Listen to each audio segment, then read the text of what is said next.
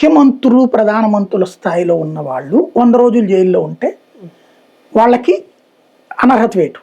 Only ముఖ్యమంత్రులు ప్రధానమంత్రులు వాళ్ళకి ఇంక్లూడింగ్ తనని కూడా పెట్టుకుంటారు. ఎమ్మెల్యేలు ఎంపీలకి అట్లా కుదరదు రాజ్యాంగం. అంటే ఇది ఎందుకు పెట్టారంటే కేజ్రీవాల్ కొత్తగా ఇంతకు ముందు ఏంటంటే అరెస్ట్ కాబోతున్నాం అనగానే రాజీనామా చేసేవాడు. జయలలిత పన్నీర్ సెల్వానికి పళనిస్వామికి ఎందుకు ఇచ్చింది? తను ముఖ్యమంత్రిగా జైల్లో ఉండటం కరెక్ట్ కాదే. లేకపోతే అతని పేరేంటి జార్ఖండ్ ముక్తి మోర్చా శిబు సోరెన్ జైలుకు పోతే వాళ్ళు ఆవిడని ఇంకొక పార్టీ నాయకుడిని కూర్చోబెట్టాడు కదా పోస్ట్ లో. ఇట్లాగా అనేక రాష్ట్రాలలో లాలూ ప్రసాద్ వాళ్ళు ఆవిడని కూర్చోబెట్టాడు కదా. అనేక రాష్ట్రాల్లో వేరే వాళ్ళని సీఎం పోస్ట్ లో కూర్చోబెట్టి వీళ్ళు జైలుకి వెళ్ళేవాడు. అది ఎథికల్ గా ఫీల్ అయ్యారు కానీ యాక్ట్ లో లేదు అది. ఆ లూప్ హోల్ పట్టుకున్నాడు కేజ్రీవాల్.